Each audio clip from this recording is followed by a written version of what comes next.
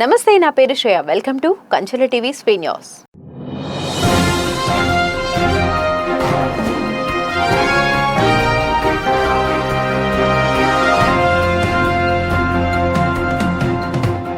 అంబేద్కర్ కోనసీమ జిల్లా రామచంద్రపురంలో భర్తను సంధికాల పత్రంతో కొట్టి భార్య హత్య చేసింది. భార్యపై అనుమానంతో భార్యాభర్తల మధ్య కొంతకాలంగా జరుగుతున్న గొడవలు ఈ హత్యకు దారితీసినట్లు పోలీసులు ప్రాథమిక విచారణలో తేలింది. భార్య తంగేటి ఉమాదేవి చేతిలో భర్త తంగేటి ఎల్లారావు హత్యకు గురయ్యాడు. రామచంద్రపురానికి చెందిన తంగేటి ఎల్లారావు తన మొదటి భార్య 15 ఏళ్ల క్రితం చనిపోవడంతో ఉమాదేవిని రెండవ వివాహం చేసుకుని అద్దె ఇంట్లో నివసిస్తున్నాడు.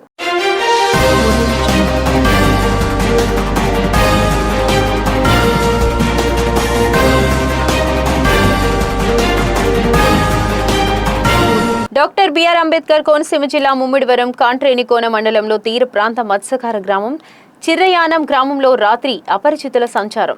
సముద్ర తీరంలో దట్టమైన పొదల మధ్య రాత్రి 11 గంటల మధ్య ప్రాంతంలో ఒక మహిళ, కొందరు వ్యక్తులు కదలికలు గుర్తించిన స్థానికులు, గ్రామస్తులంతా ఏకమై వారిని పట్టుకునే ప్రయత్నం చేశారు. కొందరు పరారవగా దొరికిన వారిని పోలీసులకు అప్పగించారు. క్షుద్ర పూజలు చేయడానికి వచ్చినట్లుగా అనుమానిస్తున్న స్థానికులు నరబలి చేసేందుకు వచ్చారంటూ వదంతులు వచ్చాయి.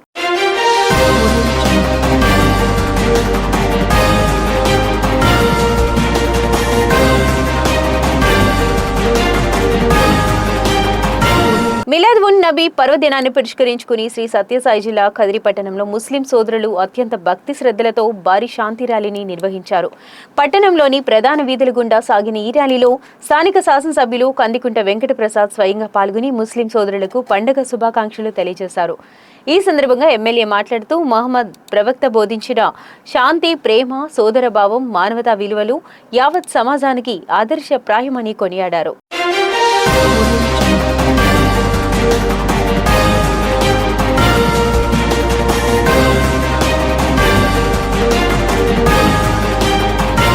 శ్రీ సత్యసాయి జిల్లా పుట్టపర్తి ప్రశాంతి నిలయంలో కేరళ ఓనం వేడుకలు ఘనంగా ప్రారంభమయ్యాయి. ఈ సందర్భంగా వేడుకల్లో పాల్గొనేందుకు భారీగా తరలి వచ్చిన కేరళకు చెందిన సాయి భక్తులు సాయి కుల్వంత్ సభా మందిరంలో సత్యసాయిబాబా మహా సమాధి వద్ద పుష్పాలను ఉంచి సమాధిని దర్శించుకున్నారు.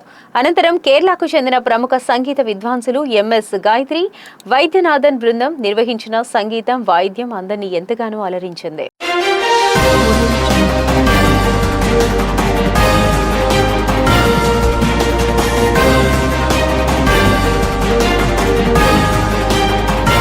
పర్యాటకులు రోడ్డుపై నడుచుకుంటూ వెళ్తుండగా వరద నీరు వారిపై దూసుకొచ్చింది. దీంతో భయపడిపోయిన పర్యాటకులు కొండ మీదకు పరుగులు తీయడం మొదలుపెట్టారు. అయితే కొంతమంది పర్యాటకులు వరద నుంచి తప్పించుకోలేకపోయారు. వరద నీరు వారిని ముంచెత్తింది. పదుల సంఖ్యలో జనం నీటిలో కొట్టుకుపోయారు. కొంతమంది కొండ మీదకు సగం ఎక్కి ఆగిపోయారు. వరద నీరు తమ వరకు రాదని వారు భావించారు. ఊహించిన విధంగా వరద నీటిలో వారు కూడా కొట్టుకుపోయారు. కొండపై వరకు ఎక్కిన వారు మాత్రమే ప్రాణాలతో బయటపడ్డారు.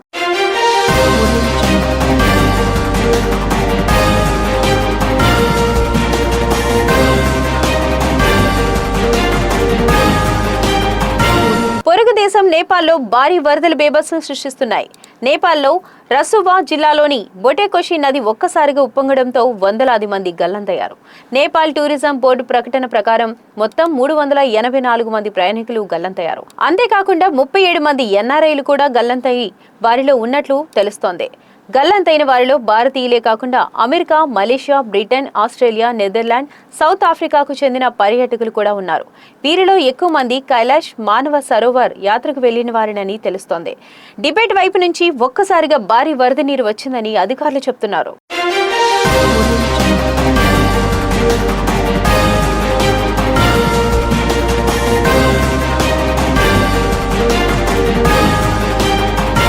రాష్ట్ర మంత్రి అచ్చెన్నాయుడు చేతుల మీదుగా గుమ్మలక్ష్మీపురం నూతన సామాజిక ఆరోగ్య కేంద్రాన్ని ప్రారంభించినప్పటికీ ఆసుపత్రిలో ఇంకా పలు పనులు పూర్తి కావాల్సి ఉందని స్థానికులు పేర్కొన్నారు. బుధవారం సాయంత్రం సుమారు 6 గంటల సమయంలో పెదకర్జ పంచాయతీ పరిధిలోని చెప్పగూడ గ్రామానికి చెందిన 5 ఏళ్ల బిడ్డిక జీవన్ ప్రమాదవశాత్తు వేడి నీటితో కాలిన గాయాలకు గురయ్యాడు.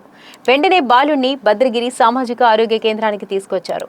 అయితే అదే సమయంలో విద్యుత్ సరఫరా లేకపోవడంతో ఆసుపత్రి ఆవరణ మొత్తం చీకటిమయంగా మారింది.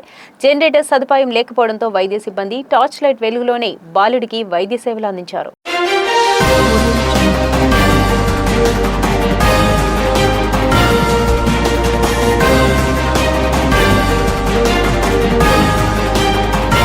పల్నాడు పల్నాడు జిల్లా చిలుకలూరిపేట మండలం పురుషోత్తపట్నం వద్ద అర్ధరాత్రి ఘోర రోడ్డు ప్రమాదం చోటు చేసుకుంది.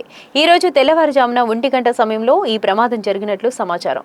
విజయవాడ నుంచి చెన్నై వైపు వెళ్తున్న ఓ ప్రైవేట్ ట్రావెల్స్ బస్సు ప్రకాశం జిల్లా కొండమంజలూరు పుట్టినరోజు వేడుకల్లో పాల్గొని తిరుగు ప్రయాణంలో వస్తున్న ఆటోను పురుషోత్తపట్నం సమీపంలో బలంగా ఢీకొట్టింది. ఈ ప్రమాదంలో ఆటోలో ప్రయాణిస్తున్న 6 మహిళలు, 1 పురుషుడు, 7 మృతి చెందారు. మరో 7 గుంటూరు జీజీహెచ్ కు తరలించారు.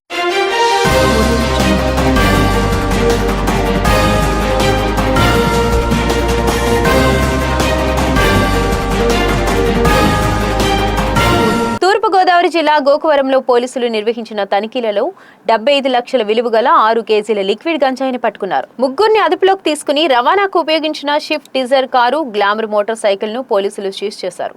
నిందితులు లిక్విడ్ గంజాయిని ఒరిస్సా ప్రాంతంలో కొనుగోలు చేసి హైదరాబాద్ కు తరలించి విక్రయించేందుకు తీసుకువెళ్తున్నారని పోలీసులకు అనుమానం రాకుండా ముందుగా బైక్ పై 2 వ్యక్తులను పంపి పోలీసులు కదలికలను గమనించి కారులో తరలించే విధంగా ప్రణాళికలు రూపొందించారని Korukonda north zone DSP Jeevan తెలిపారు.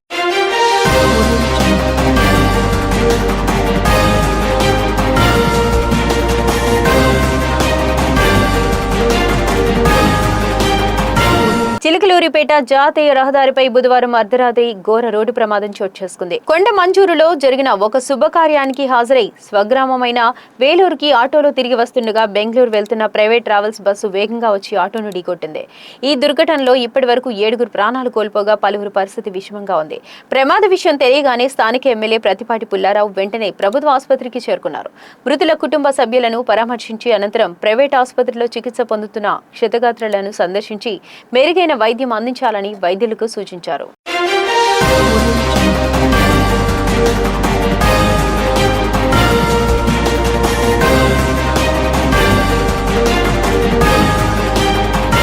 ఇవి స్పెయిన్ న్యూస్ అప్డేట్స్. మరిన్ని అప్డేట్స్ కోసం చూస్తూనే ఉండండి కంచెల టీవీ.